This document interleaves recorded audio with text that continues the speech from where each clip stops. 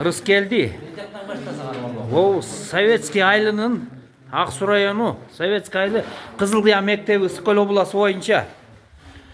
Бу эмеч ушу школубуз 8 жылдан бери бүтпөй атат.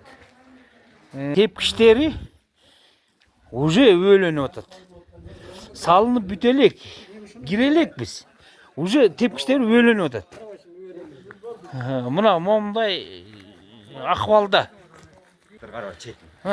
Епте окшоштуруп эле келатчат да. Видин маңдайын чачып коет, көрсүндөр. Биякта чачылбай калган да. Мындай эле чачылбаган. Бу эмнеге чачты же? Подоконниктер ойлоп тур.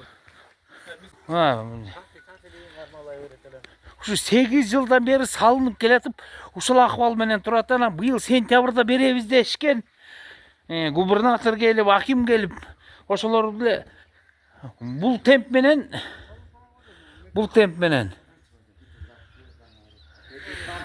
быйыл деле окуучуларыбыз мектепке кире албайт окшойт да.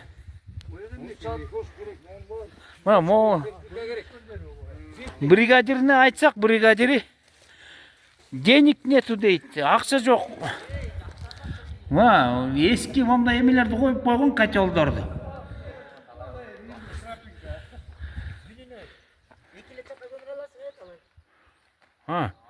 Акыбал менен ошо турат.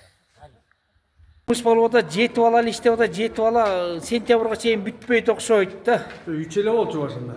3 эле беле.